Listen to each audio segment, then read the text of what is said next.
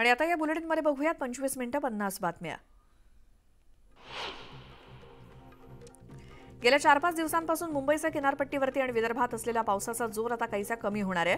कच्छमधील वाऱ्याची चक्रीय गती कमी होणार असल्यामुळे आज दुपारनंतर मुंबईसह ठाणे आणि पालघरमध्ये पावसाची तीव्रता कमी होण्याचा अंदाज आहे। तर बंगालच्या उपसागरातील कमी दाबाच्या क्षेत्राची तीव्रता देखील कमी झाल्यामुळे पुढचे 4 दिवस विदर्भात पावसाचा जोर कमी राहील।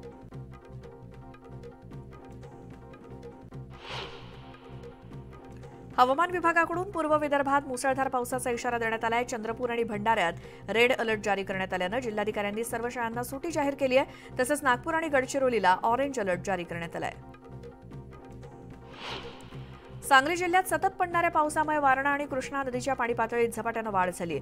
नदीकाठच्या गावांना सतर्क करण्यात आलंय। तर पलूस तालुक्यातील औदुंबर इथे दत्त मंदिर पाण्याखाली गेलंय, त्यामुळे भाविकांना मंदिराकडे जाण्यास बंदी घालण्यात आली आहे। मुसळधार पावसामुळे गोदावरी नदीत पूर परिस्थिती निर्माण झाली। नदीत तब्बल 8 लाख क्युसेक पाण्याचा विसर्ग सुरू आहे, त्यामुळे महाराष्ट्र तेलंगणा सीमेवरती असलेलं कालेश्वर जवळील नदी घाट पाण्याखाली बुडलाय। तर मेडीगट्टा कालेश्वर धरणाचे सर्व दरवाजे खुले करण्यात आल्यामुळे गोदाघाटच्या गावांना सतर्क करण्यात आले।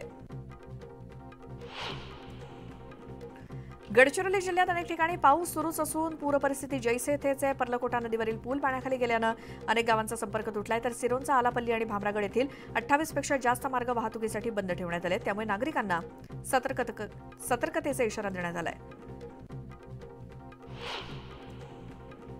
मुसळधार पावसामुळे रत्नागिरी जिल्ह्यातील जनजीवन विस्कळीत झालंय। गड नदीला पुन्हा पूर आल्यानं पुराचं पाणी मागजन बाजारपेठेत शिरलं होतं, त्यामुळे व्यापाऱ्यांचा माल भिजून मोठं नुकसान झालंय। तर काही ठिकाणी पुराचं पाणी अद्याप ओसरलेलं नाही।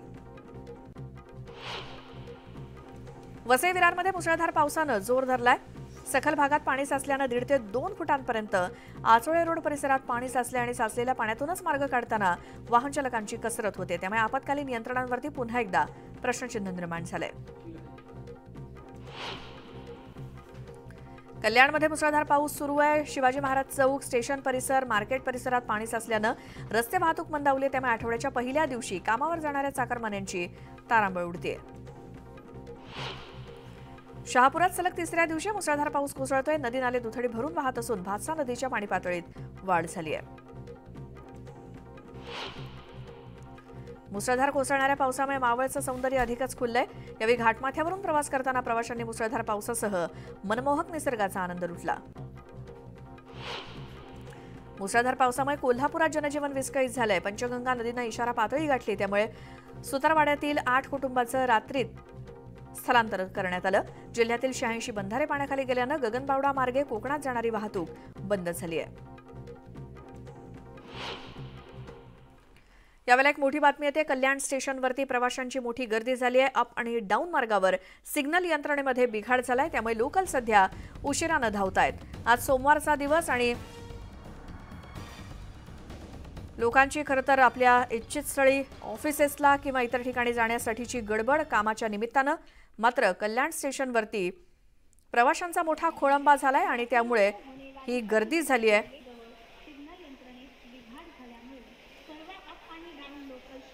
आणि तिथे सध्या अनाउन्समेंट सुद्धा सुरू आहे। अप आणि डाऊन मार्गावरती सिग्नल यंत्रणेमध्ये बिघाड झालाय, त्यामुळे लोकल उशिरानं आहे अशा प्रकारची उद्घोषणा आपल्याला ऐकायला मिळते। प्रवाशांना माहिती दिली जाते कल्याण स्टेशनवरती अप आणि डाऊन मार्गावरती सिग्नल यंत्रणेत बिघाड झालाय।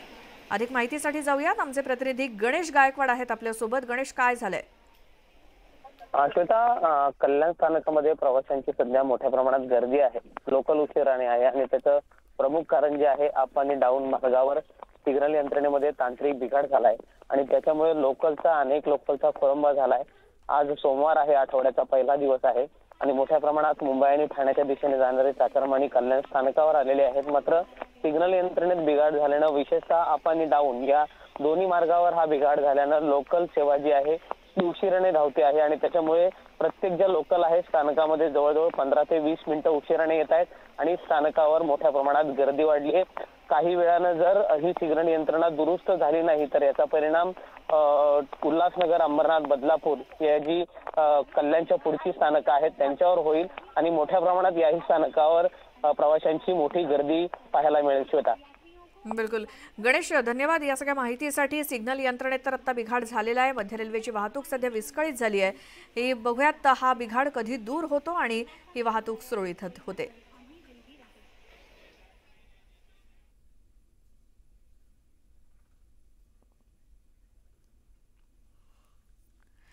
आणखीन एक मोठी बातमी आहे. कोल्हापूर जिल्ह्यामध्ये पावसाचा जोर कायम आहे आणि पावसाचा जोर जर असाच राहिला तर पंचगंगा नदी लवकरच इशारा पातळी गाठू शकते. कोल्हापुरातील नागरिकांचं स्थलांतर करायला सुरुवात करण्यात आली आहे. सुतारवाड्यातील 8 कुटुंबांचं रात्री स्थलांतर करण्यात आलं. जिल्ह्यातील 86 बंधारे पाण्याखाली गेले आहेत. या पावसामुळे गगनबावडा आंबा मार्गे कोकणात जाणारी वाहतूक बंद करण्यात आली आहे आणि आज होणाऱ्या शिवाजी विद्यापीठाच्या परीक्षा देखील पावसामुळे स्थगित करण्यात आलेल्या आहेत. कोल्हापुरात पंचगंगा नदी इशारा पातळी गाठण्याची शक्यता आहे आणि म्हणूनच सुरक्षिततेच्या दृष्टीनं खबरदारी घेतली जाते. अधिक माहितीसाठी जाऊयात. आमचे प्रतिनिधी ज्ञानेश्वर साळोखे कोल्हापुरातून आपल्या सोबत आहेत. ज्ञानेश्वर, किती फुटांवरती आहे पंचगंगेची पाणी पातळी आणि त्यामुळे आता सुरक्षेच्या दृष्टीनं काय पावलं उचलली जात आहेत? श्वेता, कोल्हापूर शहर आणि परिसरामध्ये जरी पावसाची उघडझाप सुरू असली तरी धरण क्षेत्रामध्ये मात्र दमदार पाऊस होताना पाहायला मिळते. त्यामुळे पंचगंगा नदीच्या पाणी पातळीमध्ये वाढ होताना दिसून येते.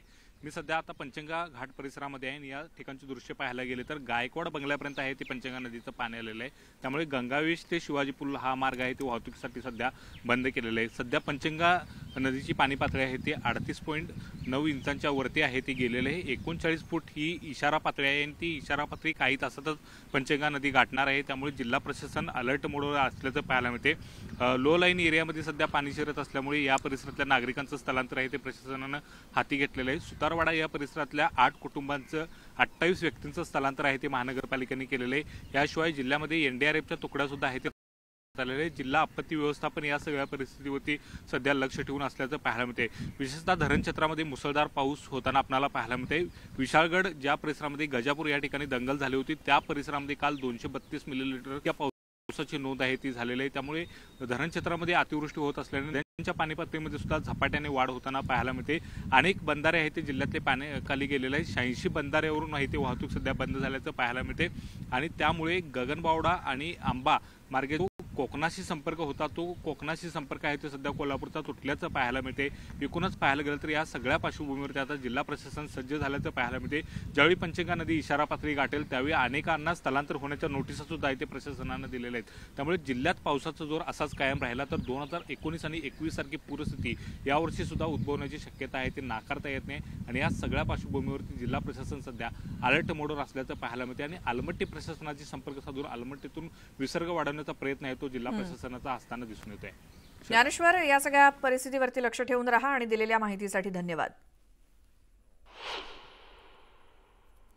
आता पुन्हा पाहूयात 25 मिनिटं 50 बातम्या. पुण्यामध्ये पावसाचा जोर कायम असल्यानं धरणातील पाणीसाठ्यात चांगली वाढ होते. खडकवासला धरणात 50% पाणीसाठा जमा झालाय. जवळपास 15 TMC इतकं पाणी जमा झालंय. त्यामुळे पुणेकरांना तात्पुरता दिलासा मिळालाय. पनवेलमध्ये रविवार हा पावसाचा सुपर संडे ठरला. पनवेल शहर, खांदा कॉलनी, कळंबोली आणि ग्रामीण MIDC परिसरातील सखल भागात पाणी साचलं. त्यामुळे नागरिकांचे हाल झाले. गेल्या 24 तासात तालुक्यात 155 मिलीमीटर पावसाची नोंद झाली. भुसावळ तालुक्यात 6 दिवसांनंतर पावसानं हजेरी लावली. खरीप हंगामातील पिकांना जीवदान मिळाल्यामुळे शेतकरी आनंदित झालाय तर खड्ड्यांमध्ये साचलेल्या पाण्यामुळे विद्यार्थी आणि नागरिक त्रस्त झाले. मराठवाड्यात दमदार पाऊस नसल्यामुळे जायकवाडी धरणाचा पाणीसाठा केवळ 2 महिने पुरेल इतकाच शिल्लक आहे. पावसाळा सुरू होऊन 1.5 महिना झाला तरी देखील धरणं रिकामीच आहेत. मराठवाड्यातील नागरिकांवरती पाणी टंचाईचं संकट कायम आहे. मुंबईतील चाकरमान्यांना गणेशोत्सवासाठी कोकणात जाता यावं यासाठी मध्य रेल्वेनं 202 फेऱ्या सुरू केल्या. याचं आरक्षण सुरू होताच पहिल्या 8 ते 10 मिनिटातच फुल झालं. पहिल्या काही मिनिटातच आरक्षणासाठी प्रयत्न करूनही अनेकांना प्रतीक्षा यादीवरती राहावं लागलंय. दक्षिण मुंबईतील वाहतुकीसाठी महत्त्वपूर्ण असलेल्या JJ उड्डाणपुलाच्या डागडुजीचं काम MSRDC कडून हाती घेतलं जाणार आहे. या उड्डाणपुलाच्या जीर्ण झालेल्या जॉईंट प्लेट्स बदलल्या जाणार आहेत आणि MSRDC कंत्राटदाराची नियुक्ती केली जाणार आहे. देशभरातील विद्यापीठं, अभिमत विद्यापीठं आणि महाविद्यालयांना प्राध्यापक भरती करण्याबाबत UGCनं 2019 ते 2021 या कालावधीत 5 वेळा सूचना दिल्या होत्या. आता नव्यानं निर्देश देण्यात आले असून प्राध्यापक भरती प्रक्रियेबाबतची माहिती 31 जुलैपर्यंत पाठवण्याबाबत स्पष्ट करण्यात आलंय. बऱ्हाणपूर अंकलेश्वर राष्ट्रीय महामार्गाची दुरवस्था झाली आहे. संपूर्ण साम्राज्य आहे. 68 कोटींचा निधी केंद्रीय रस्ते वाहतूक मंत्रालयानं मंजूर केल्यानंतरही दुरुस्तीचं काम अपूर्णच असल्यामुळे नागरिकांनी संताप व्यक्त केला. संसदेचं अर्थसंकल्पीय अधिवेशन सुरू होत आहे. केंद्रीय अर्थमंत्री निर्मला सीतारामन उद्या सकाळी 11 वाजता अर्थसंकल्प मांडणार आहेत. सलग 7 वेळा अर्थसंकल्प मांडण्याचा विक्रम निर्मला सीतारामन यांच्या नावावरती नोंदवला जाईल. शरद पवार आज मुख्यमंत्री एकनाथ शिंदेंची दुपारी 3 वाजता भेट घेणार आहेत. विविध प्रश्नांवरती चर्चा करण्यासाठी शरद पवार मुख्यमंत्री शिंदेंची भेट घेणार आहेत. आजपासून ओबीसी बचाव जनआक्रोश यात्रेचा पहिला टप्पा सुरू होतोय. ओबीसी नेते लक्ष्मण हाके आणि नवनाथ वाघमारे यात्रेचं नेतृत्व करणार आहेत. जालन्याच्या अंबड तालुक्यातील दोदडगाव येथे मंडल स्तंभाला अभिवादन करून यात्रेला सुरुवात होईल. शेगाव तालुक्यातील तिसरीमध्ये शिकणाऱ्या एका 8 वर्षीय चिमुकलीवर चॉकलेटसाठी पैसे देतो सांगत एका व्यक्तीने अत्याचार केले. मुलीच्या पालकांनी पोलिसात तक्रार करताच आरोपीला पोलिसांनी ताब्यात घेतलंय. चोपडा तालुक्यातील कमळगाव इथे शेतशिवारात रखवालदार असलेल्या शेतमजुराच्या कुटुंबातील 3 मुलांचा मृत्यू झाला. 4थ्या मुलाची प्रकृती गंभीर आहे. या तिघांचा मृत्यू कशामुळे झाला याची अद्यापही माहिती समोर आलेली नाही. गोंदिया जिल्ह्यातील आमगाव शहरातील लांजी मार्गावर खंडेलवाल ज्वेलर्समधून सोन्याची साखळी चोरणाऱ्या दोघांना स्थानिक गुन्हे शाखेनं अटक केली. यावेळी दोघांकडून चोरलेल्या सोनं पोलिसांनी हस्तगत केलंय. छत्रपती संभाजीनगरात गांजा विक्री करणाऱ्या दोघांना पोलिसांनी ताब्यात घेतलं असून दोघांकडून जवळपास 16 लाखांचे 7 पोती गांजा जप्त करण्यात आला. यावेळी दोघांविरोधात एमआयडीसी सिडको पोलीस ठाण्यात गुन्हा दाखल झालाय. रत्नागिरी जिल्ह्यात मुसळधार पावसामुळे रस्त्यावरील खड्ड्यामुळे एका एसटी बसचा अपघात झाला. ब्रिजच्या अलीकडील रस्ता एका बाजूने खचल्यामुळे बस वळवताना चालकाचे नियंत्रण सुटलं. मात्र प्रसंगावधान राखत त्यानं बस उलटण्यापासून थोडक्यात वाचवली. त्यामुळे मोठा अनर्थ टळला. अंबरनाथच्या बुवापाडा इथे एका भंगाराच्या गोदामाला भीषण आग लागली. या आगीत संपूर्ण दुकान जळून खाक झालं. अग्निशमन दलाच्या 4 तासांच्या मेहनतीनंतर आगीवर नियंत्रण मिळवण्यात यश आलं असून मोठ्या प्रमाणात आर्थिक नुकसान झालंय. गेल्या 8 दिवसांपासून छत्रपती संभाजीनगरमध्ये आढळलेल्या बिबट्याचा अजून वन विभागाकडून काही शोध लागलेला नाही. सकाळी फिरण्यासाठी किंवा कामानिमित्त बाहेर पडणं लोक टाळत आहेत.